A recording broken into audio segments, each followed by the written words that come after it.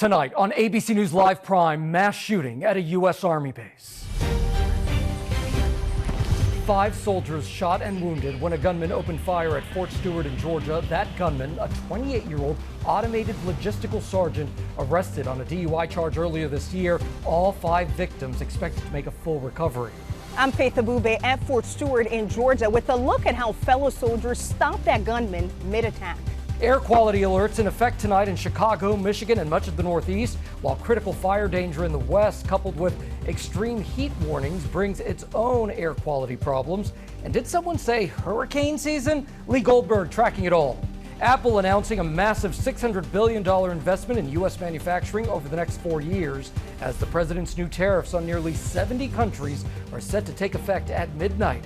We'll ask White House top economic advisor Peter Navarro what his message is to American consumers worried about rising prices. Nearly $500 million in federally funded mRNA vaccine development canceled by the Department of Health and Human Services. Shots which many scientists view as the best option for protecting Americans in a pandemic. What could this mean for the future of vaccines in America? A new study says kids and teens who spend more time on screens are at a higher risk for future heart and metabolic problems, including high blood pressure and cholesterol and high blood sugar. We ask, how much screen time is too much? Plus, a daring rescue at a U.S. research base in Antarctica. 3 people suffering medical emergencies evacuated by the Royal New Zealand Air Force, conducting a rare and highly dangerous mission, flying 2,400 miles through volatile weather and complete darkness, followed by a treacherous landing on ice. Our Matt Gutman takes you inside the harrowing operation. From ABC News World Headquarters in New York, this is Prime with Linsey Davis. And we are here on ABC News Live. Good evening. I'm Gio Benitez in for Linsey Davis. Thanks so much for streaming with us. We're going to begin here with another mass shooting in America, this time at an Army base in Georgia. 5 soldiers shot and wounded by one of their own. And tonight we're learning that the gunman's co-workers may have helped save lives. It happened just before 11 a.m. this morning at Fort Stewart in Georgia. Soldiers were seen running after the base commander ordered a lockdown.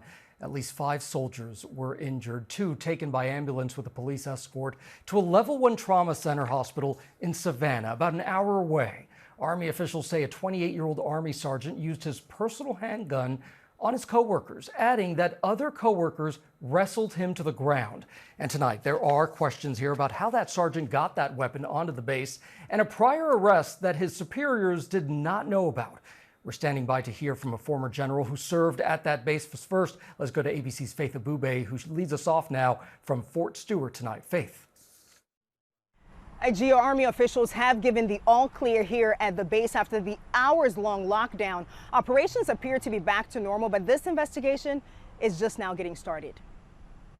This is the moment. Posted on TikTok, soldiers at Fort Stewart Army Base in Georgia running for safety after gunfire erupted. Yeah, the active shooter on Fort Stewart.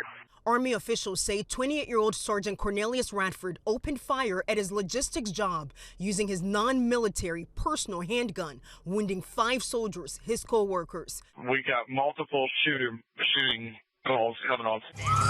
Law enforcement racing to the scene. The base swiftly put on lockdown. Also advising 1 shooter is in custody. Army officials say it was the suspect's brave co-workers who stopped him. But I know that his soldiers in the area that witnessed the shooting immediately and without hesitation tackled the soldiers, subdued him, that allowed law enforcement to then take him into custody. These soldiers, without a doubt, prevented further casualties. Ambulances rushing the wounded to hospitals. 3 soldiers needed surgery, but officials say all 5 victims are in stable condition and expected to recover. Tonight, military officials say they just learned Radford was recently arrested for DUI off the base, but his chain of command wasn't aware, and investigators want to know how he was able to get a personal weapon onto the base. We're going to have to determine how he was able to get a handgun to his place of duty. Tonight, President Trump promising to prosecute the shooter to the fullest extent of the law. The entire nation is praying for the victims and their families, and hopefully they'll fully recover. Just an unbelievable story, and Faith Abube joins us now from Fort Stewart. And Faith, where is the suspect right now? Gio, he's still being questioned by Army investigators who are still trying to uncover a motive here in the shooting. They say he has no disciplinary record with the military, and tonight he remains in pretrial confinement. Gio. All right, Faith Abube there in Georgia. Faith, thank you. And for more on this now, let's bring in ABC News contributor and former commander of the U.S. forces there in Korea, Robert Abrams. General Abrams, thank you so much for being here tonight. You actually served at Fort Stewart where the shooting took place.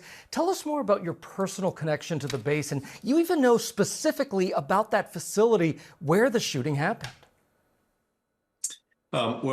The main connection is I served as the commanding general, 3rd Infantry Division, commander of Fort Stewart, Hunter Army Airfield from 2011 to 2013. And this particular area of the base, the home of the 2nd Brigade Combat Team, the Spartan Brigade as they're referred to, is actually in a separate small compound just on the north side of the main cantonment area of Fort Stewart. So you actually have to go physically outside of the access control point of Fort Stewart. You drive about 1.5 miles or a mile or so and on a state highway that cuts through the installation. And then you can enter into the 2nd Brigade footprint, which has its own access control point. That facility, the entire compound of the Spartan Brigade, was built in the late 2000s and was received by the Army in June 2011, shortly after I became the commanding general there. I mean, this shocked all of us as we started getting those emails about it. And of course, now we know that the suspect reportedly used a personal handgun, which is also pretty shocking. What are the rules around possessions of firearms there by soldiers on a U.S. military base? Well, first off, soldiers, based on the state that they live in, are absolutely authorized to own their own privately owned weapons. And if they live off the base, then they store them at their home. And then if this young soldier lives on the base, those personally owned weapons are stored inside our arms room, locked up behind lock and key, and they can have access to them for recreation shooting and whatever they see fit for. But as a rule, we do not allow soldiers to carry personal weapons on the installation. They can bring them on as long as they take them to an authorized shooting facility, like at a range, a sportsman's range, or they can transport them directly to an arms room if they want to have it secured.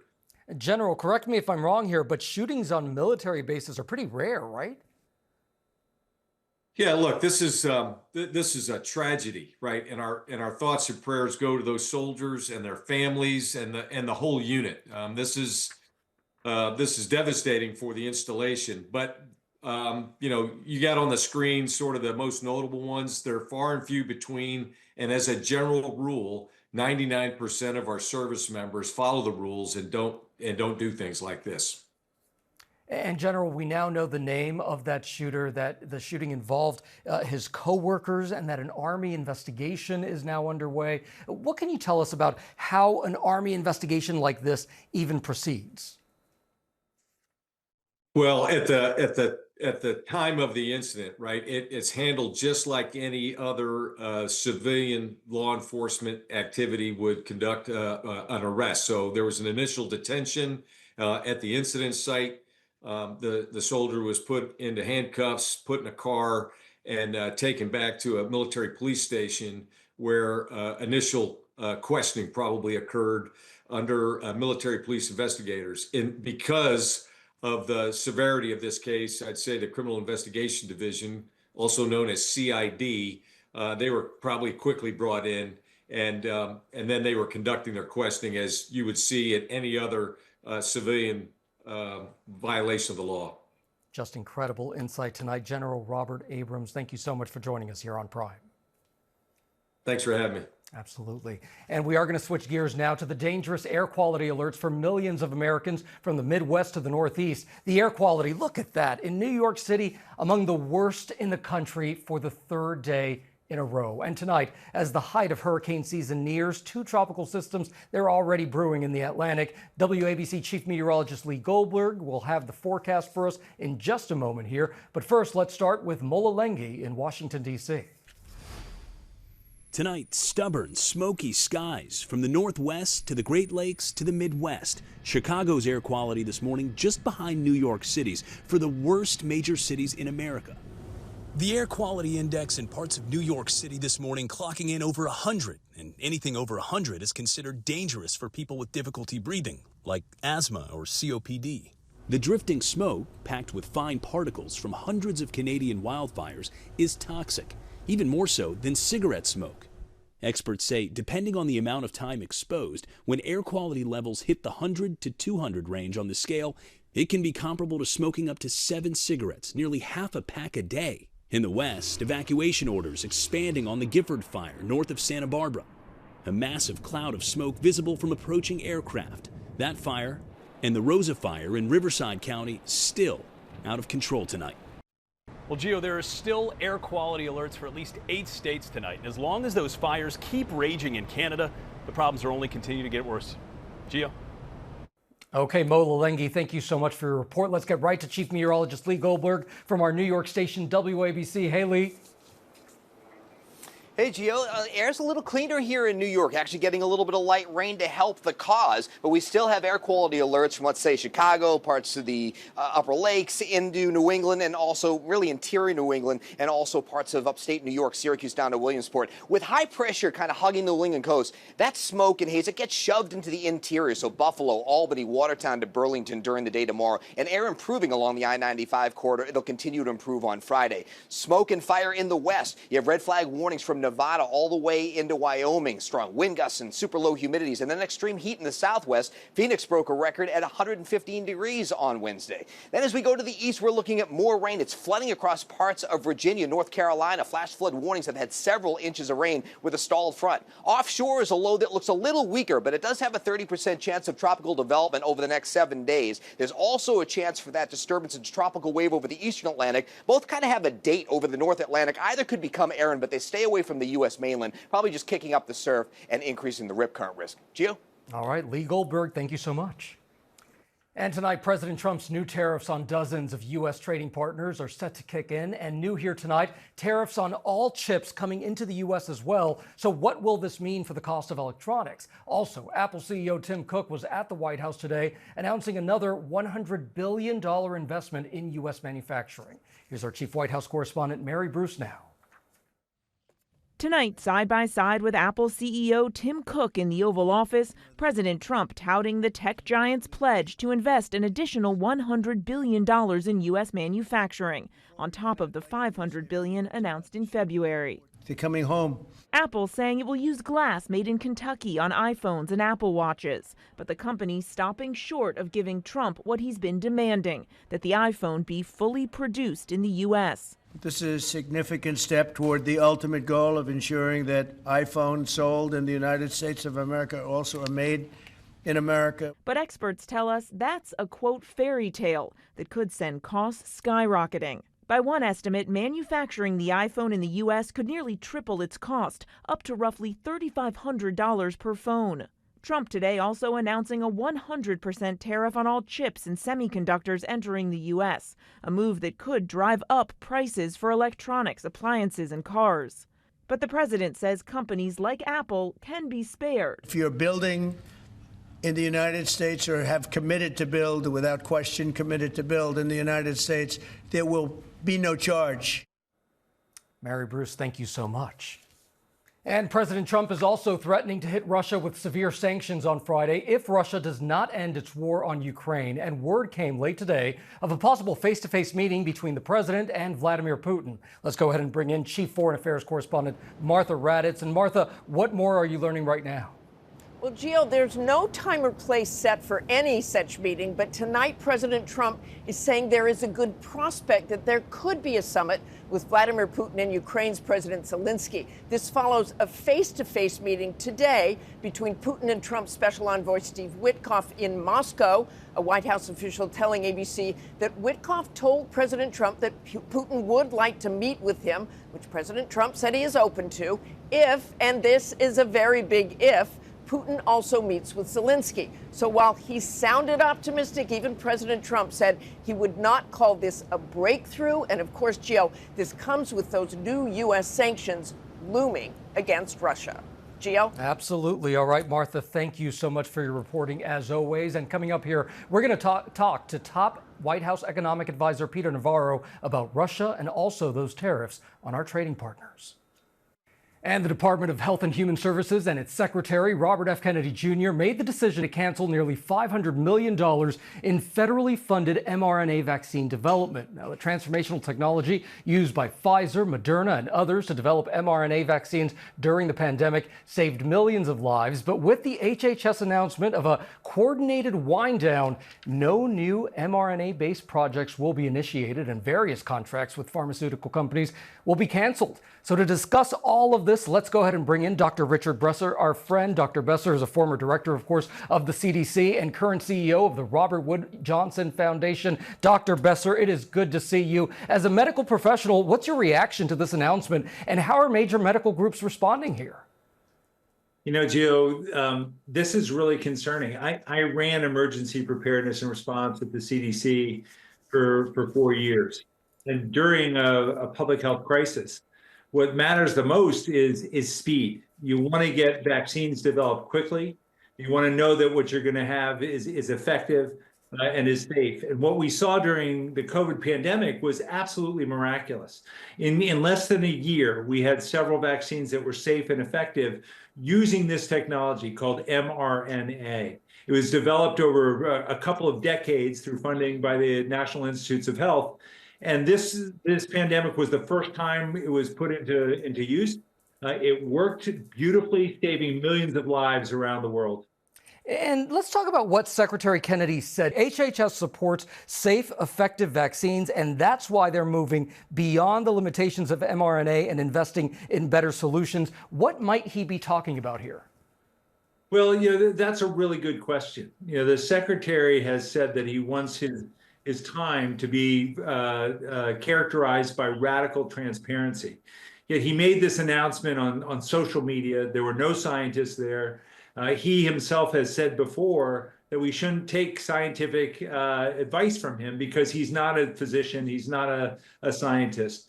He should have had with him those people who are counseling him so they could share their data, their evidence, and why they are concerned. Because as an infectious disease specialist, I feel that this technology is an incredible breakthrough that has the potential to bring us vaccines sooner, faster for the next public health threat that we face. But with the cancellation of these grants, it's going to put a lot of people at risk. Well, you're talking about the next one, Dr. B. So this begs the question, what does the future hold for those still to be developed mRNA vaccines? And really, what's the danger of the federal government terminating these contracts?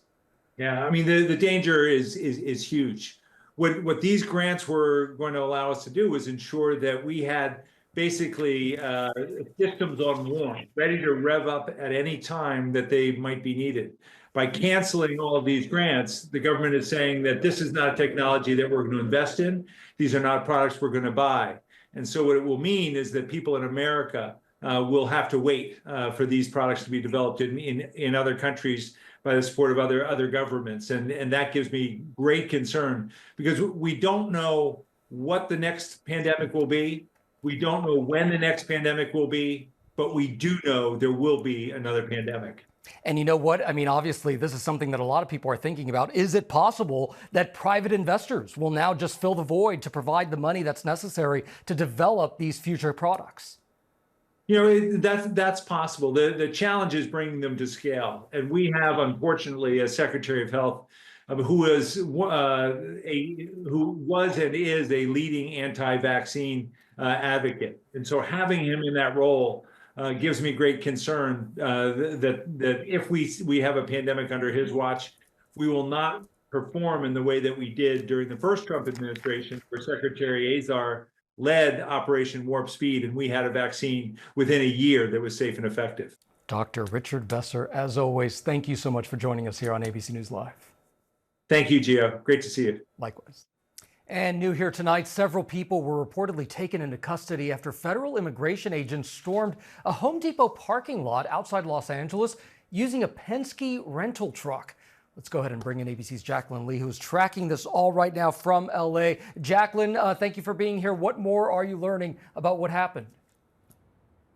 Gio, so we know this immigration raid happened just before 7 a.m. today in the parking lot of that Home Depot here in Los Angeles. And there are videos circulating online of immigration agents rushing out of that Penske rental truck, as you mentioned, running after day laborers in the parking lot, rounding them up and then putting them back in the truck. An eyewitness telling ABC News that it seemed that these agents were just indiscriminately grabbing anyone they could. Community members saying they are very upset by this because these day laborers are just trying to make a living and are not doing anything wrong. Gio. And we know that local officials there in Los Angeles have been very, very vocal about all of this. How are government officials responding to this now, and even Penske as well?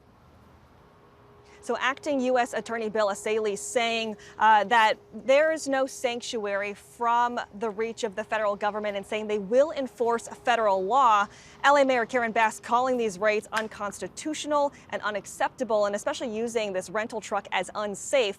Meanwhile, we did hear from Penske. They did release a statement saying they are aware of these videos, saying Penske strictly prohibits the transportation of people in the cargo area of its vehicles under any circumstances. The company was not made aware of its trucks being used in today's operation and did not authorize this. Penske will reach out to DHS and reinforce its policy to avoid improper use of its vehicles in the future. Gio. Jacqueline Lee, we appreciate you. We know that you'll keep covering this there in LA. Thanks for joining us. And ABC News has learned that United Airlines flights have been grounded. United is experiencing an issue with its computer system. Multiple FAA notices have now been published that the airline has requested ground stops at major hubs like Newark, San Francisco, Chicago, Denver, and Houston. These are major airports. United has now released a statement saying this: due to a technology issue, we are holding United mainline flights at their departure airports. We expect additional flight delays this evening as we work through this issue. Safety is our top priority, and we'll work with our customers to get them to their destinations. Now, this issue is impacting larger mainline flights, not smaller regional flights. And now imagine a 20-hour trip to rescue 3 people in negative 20-degree weather and then having to land in darkness on ice. Tonight, we are learning about a daring high-risk mission by New Zealand's Air Force to an American research station in Antarctica. Chief National Correspondent Matt Gutman reports now. Overnight, that high-risk medevac in the extreme Antarctic winter. 3 people evacuated from the U.S. McMurdo Station. The Royal New Zealand Air Force carrying out the operation, stating the evacuation was requested by the United States National Science Foundation after several staffers were, quote, unable to receive the medical care they needed in Antarctica. The C-130 aircraft landing on a runway made of ice, surrounded by the Arctic night, the crew using night vision goggles, temperatures reaching negative 21 degrees.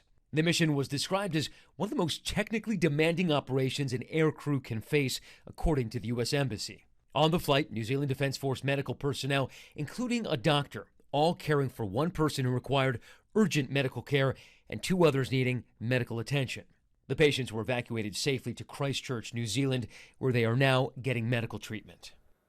Just an unbelievable story. Matt Gutman, thank you for that. All right, coming up here tomorrow, a new round of President Trump's tariffs go into effect and new levies will be imposed on nearly 70 countries. We're going to take a look by the numbers at the broad impacts on our trading partners. And top White House economic advisor Peter Navarro is going to join us to break down what the cost will be for your household budget. Stick around. You're watching ABC News Live, Prime. And welcome back here. It's been 4 months since the president began imposing a 10% tariff rate. The rates by country have fluctuated as deals have been negotiated. And starting tomorrow, a new round of tariffs go into effect. We have top White House economic advisor Peter Navarro right here standing by. But first, let's take a look by the numbers. Nearly 70 countries will see new tariffs Thursday. Let's go ahead and start with India. President Trump announced today that the government is levying an additional 25% tariff against the biggest democracy in the world, citing India's importing of Russian oil. That brings the total tariff to 50%. Brazil was also slapped with a 50% tariff rate, and Switzerland's president met with Secretary of State Rubio today after the longtime European ally was slapped with a 39% tariff that is set to kick in tomorrow. In all, the Trump administration has negotiated framework trade deals with 6 countries and the EU. Now, here in the U.S., we've seen some companies announce investments to try to stave off some tariff effects. Apple with that $100 billion announcement today. Now, this comes after the president has threatened a 25% tariff on Apple products not manufactured in the U.S.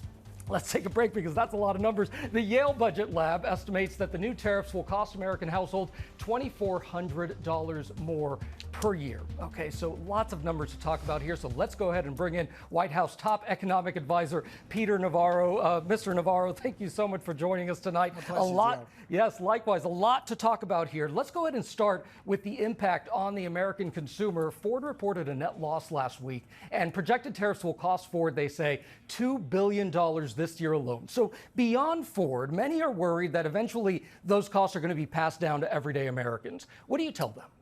I tell him, Gio, that if you and I had this conversation in the first term of the Trump administration in 2018, you would have asked me the same question.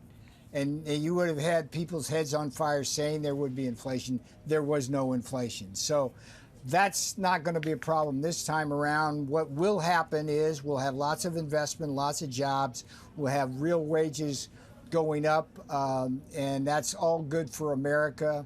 But what's really important to understand about the tariffs is why we do them. We do them because the rest of the world, Joe, they cheat us. They cheat us, and this is total fact. They cheat us by having tariffs that are higher than ours. That's not fair. They cheat us by having non-tariff barriers, ways to keep our products out of their markets. That's not fair. So what President Trump is doing is leveling the playing field on behalf of American workers, on behalf of American businesses. The tariffs will help pay for the tax cuts in the big, beautiful bill. The tariffs will help debt reduction. And the tariffs have already brought in trillions and trillions of dollars of pledges for investment.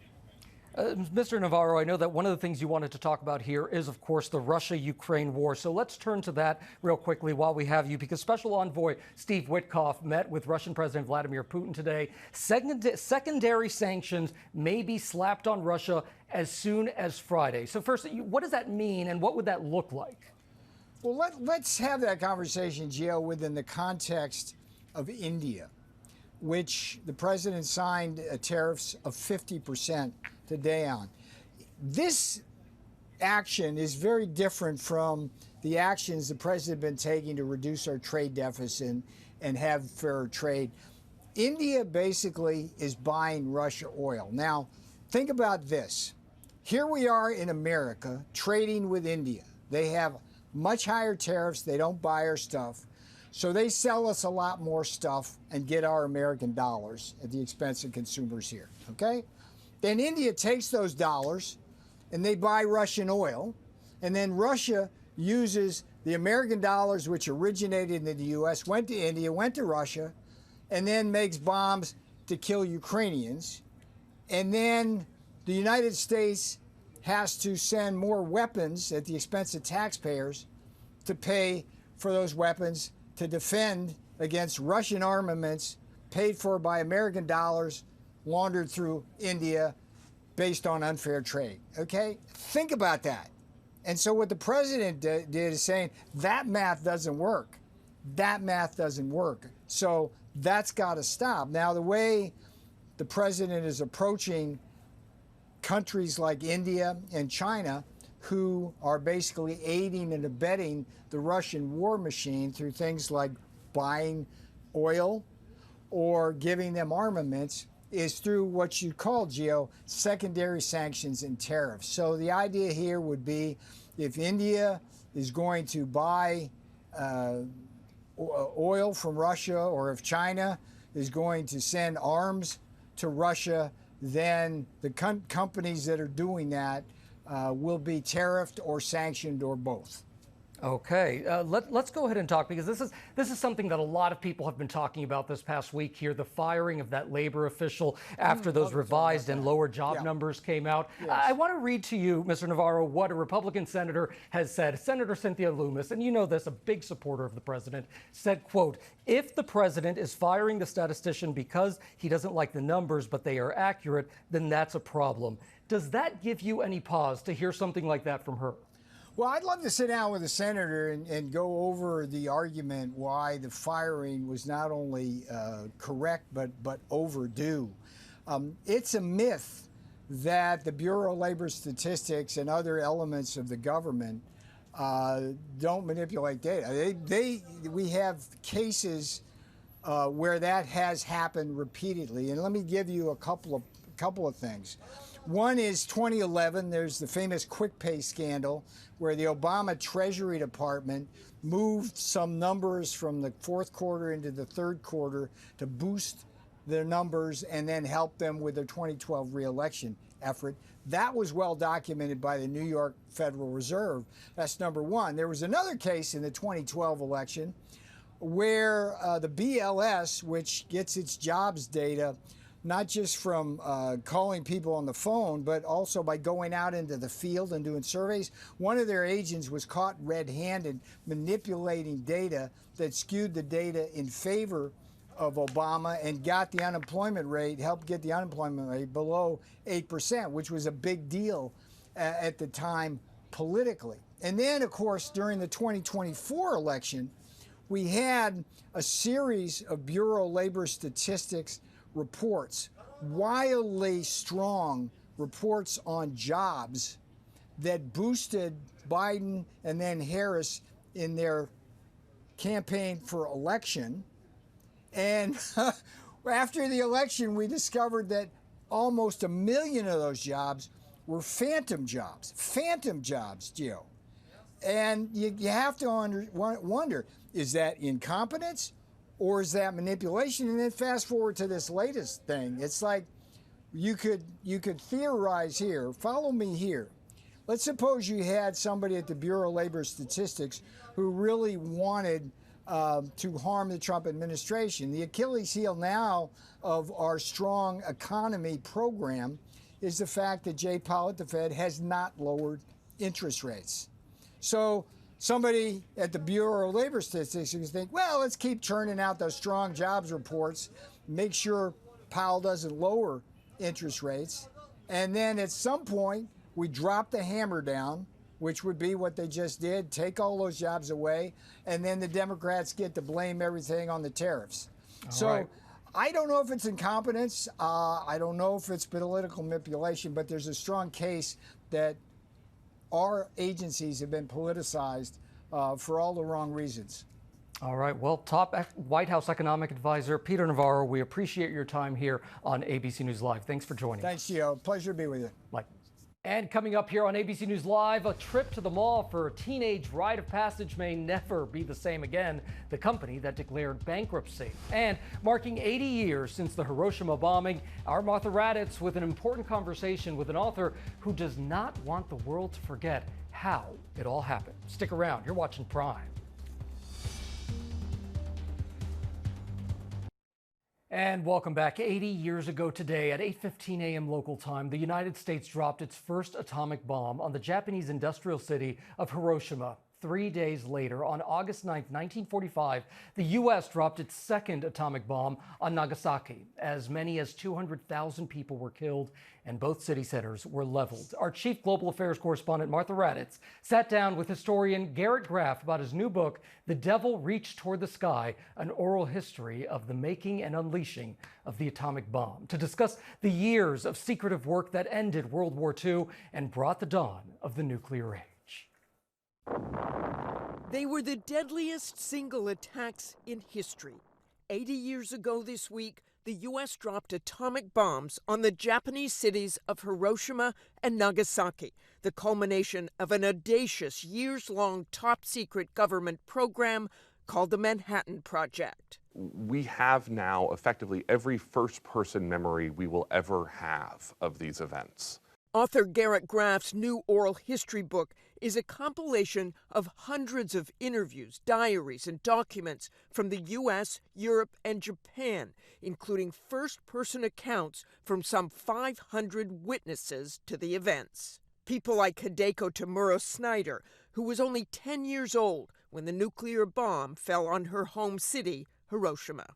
She wrote, "It was dark all around me, as if the sun itself had disappeared, and the exploding earth raged in the thick black air and swirling wind. But it was not the war with Japan that originally spurred the project. It was Nazi Germany."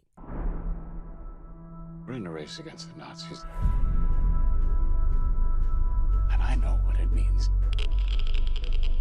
if the Nazis have a bomb. Oppenheimer, the 2023 blockbuster and Oscar-winning Best Picture, told the story of the physicist at Los Alamos Labs, but that was just part of the massive project. The sort of secret of the Manhattan Project is in these cities that we build in Hanford, Washington, and Oak Ridge, Tennessee, classified facilities that employ 100,000 people. I mean, cities that did not exist at the start of the war, where we're building, thousands of homes a month and building factories, the size of multiple football fields. Many of those workers in these hidden cities had no idea they were refining plutonium and uranium, the elements needed for an atomic bomb. Most of those workers learned the word uranium for the first time on the day that Harry Truman announces the existence of the Manhattan Project. Those who did know the purpose of the project grappled with how it could change the world. Did they think about the destructive power at the time? There's one faction of the scientists, a lot of the refugees from Europe, they're disappointed that the bomb comes too late. And then they have this reaction of saying, hey, we didn't sign up for this project to bomb Japan. We wanted to stop Hitler. Hitler's been stopped. Let's not use this. For some of the scientists on the project, they can name the people whose lives are saved because the bomb is dropped. Scientists like Commander Norris Bradbury, who said some people claim to have wondered at the time about the future of mankind. I didn't. We were at war, and the damn thing worked. After the success of the first test, the U.S. military readied the B-29 Super Fortress bombers. And on August 6, 1945, the Enola Gay took to the skies and changed the course of history. A short time ago, an American airplane dropped one bomb on Hiroshima and destroyed its usefulness to the enemy. This is an enormous triumph. And the tragedy that is unfolding at the same time in Hiroshima. I mean, the crew of the Enola Gay, they land back on Tinian after their mission. They literally have medals pinned to their chests. And then they go off to a barbecue party to celebrate this enormous achievement of dropping the bomb, even as Hiroshima is caught in this firestorm, this fire hurricane that the bomb has unleashed behind them. But the true horrors of what happened in Hiroshima and Nagasaki took nearly a year to reach the U.S. Reading the testimonies of the survivors of Hiroshima and Nagasaki they're one of the most searing experiences. You come to understand how nuclear weapons are not like any other weapon in the human arsenal, that they are community and civilization destroying weapons. As these final survivors, the Haibakusa, the bomb-affected people of Hiroshima and Nagasaki pass, I think it's now up to us and our generation and our time to carry forward the mission that they have dedicated their lives to, which is to ensure that they are the final victims in human civilization of a nuclear weapon. A stark warning for a threat that remains very much a reality. A powerful conversation there. Martha Raddatz, thank you so much for that. And coming up here on ABC News Live, country music star Jordan Davis describes the songs on his new album as not mere tracks, but anthems. We're going to sit down with him and ask him why. It's a conversation you're going to love. And it only took more than 120 years, but Major League Baseball is finally getting its first female ump. We're going to tell you who she is and when she'll be taking the field. That's coming up on Prime.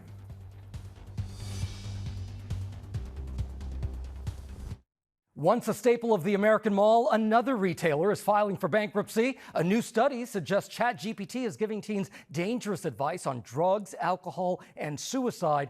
And the latest food craze is an ice cream formulated to taste like breast milk. These stories and more in tonight's Rundown.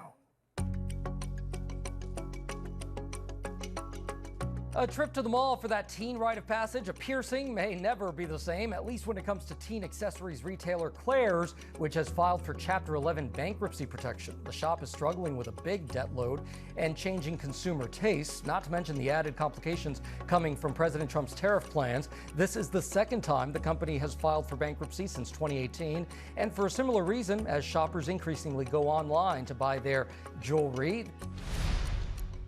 For the first time, Bowen Yang and Matt Rogers, the hosts of the popular podcast Las Culturistas, televised their annual Culture Awards show. The star-studded event gave out tongue-in-cheek awards like the Eva Longoria Award for Tiny Woman, Huge Impact, which went out to Abbott Elementary star Quinta Brunson.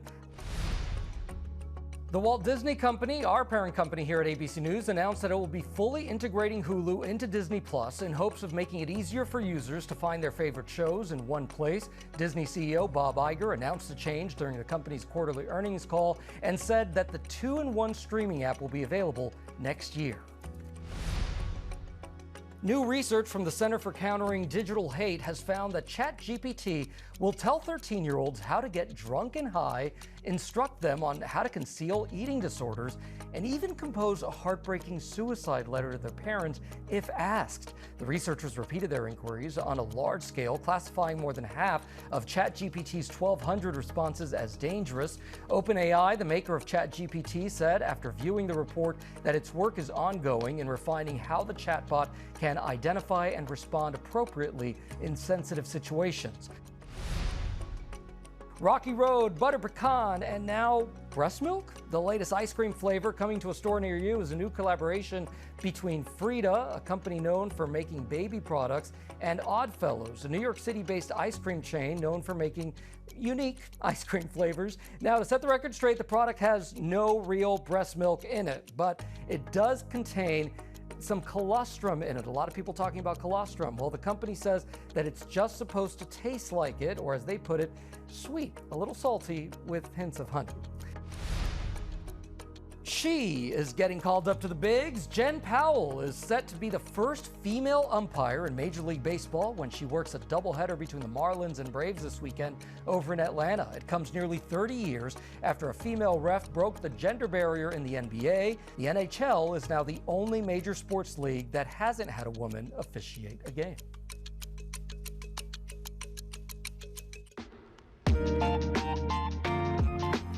And now to our segment, Prime Playlist Shuffle, where we sit down with the artists who are really transforming the music industry with a blend of heartfelt lyrics and storytelling right now. We have country music star Jordan Davis bringing a thoughtful voice to modern country music, helping to push the boundaries of the genre. And with the chart toppers like Buy Dirt and Next Thing You Know already under his belt, his highly anticipated third album, Learn the Hard Way, continues to capture life's most important moments in every verse. Let's take a listen right here.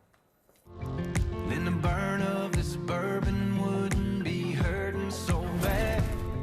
Yeah, you were for certain the best thing I ever had.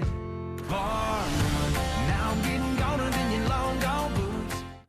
Oh, that is Bar None right there, off his new album, and Jordan Davis joins us right here in studio. Thanks so much for being here, man. Thank you for having me, man. This is awesome. This is exciting for you. I mean, you're killing it. You're killing it right now. So many people are supporting you and celebrating you. What's it like now looking at this album and where your life is right now? It's wild. This is my third full-length album. So, you kind of take all the experiences of the past and, you at least know what to expect. But this one definitely feels like it's got a little bit something more to it. It's been 2 years since I put my last record out, so it feels long overdue. But it is. It's a record that I'm super proud of and ready for the world to hear it. You're really a storyteller. And in this one, Learn the Hard Way, obviously you're talking about growth, right? Learn, but then the hard way, hardships. Yeah. Where did that theme come from? I think the way I was raised growing up, my grandfather and dad had a upholstery business in Shreveport. Every summer was spent there working with them. And I tried to get out of a lot of, find shortcuts around a lot of different jobs. I think if one thing I take from my dad, it was that honest work is good work. And There are no shortcuts in that. Well, the way you just talked about your family right there, I mean, obviously your roots in Louisiana are so important to you. So you brought a little bit of that sound, the blues sound, into this album. Yeah, that was one thing that, you know, when we started writing for this record, that was a big thing for me, was to be able to kind of pull from a little bit of the influences that I've had, and not just talk about it, but actually be able to show that, you know. Being from Louisiana, man, you know, New Orleans is my favorite place in the world. Oh, well, that's awesome. Well, let's brag about you for a little bit. So in 2022, you took home the CMA Song of the Year for Buy Dirt, but then most recently you started dominating the iHeartRadio airplay. I just checked my Spotify, and it says your monthly listeners are at like 10 million, over 10 million monthly. These are incredible numbers. What is it about your music, you think, that's connecting with so many people around the world? You know, I mean, I hope it's the honesty. I feel like the songwriters that I was drawn to growing up were the ones that were writing real world, you know, honest lyrics, something that I could always find something to relate with. So for me, that's something I've always tried to do in my songwriting. So I hope it's, you know, I feel like music's that one thing that can kind of show us that we're all connected in some way. 3 albums, but 4 babies. Yeah. 4 babies. Congratulations. Thank you. Thank you very much. And that was probably going to be the last one, too. So, what's it like being a dad, doing the tours, doing all the things, working so hard, but also being a dad? I mean, you know, it's a struggle in a sense of trying to find that balance. And, you know, even being able to go back and say a lot of the reasons why this record is called Learn the Hard Way is I learned the hard way in balancing work and home life. You know, it's something I'm still working at. Oh, look at those pictures right there. Yeah, there's nothing better than that, man. I mean, it truly, you know, being a dad is the coolest thing. It's the best job I got. And I think at the end of this, I hope that's what I'm the best at. I hope I'm a much better dad than I am songwriter and singer. Multi-platinum performer, multi-platinum dad. Love it. Thank you so much. Dude, that's great. Hey, thank you very much. We appreciate you, man. Jordan Davis, thank you so you. much. And you can stream his highly anticipated album, Learn the Hard Way, on August 15th. His complete musical discography, it is all right there wherever you stream your music. Thanks again. Appreciate you. And that's our show for this hour. I'm Gio Benitez. Stay tuned to ABC News Live for more context and analysis of the day's top stories. Thanks for streaming with us.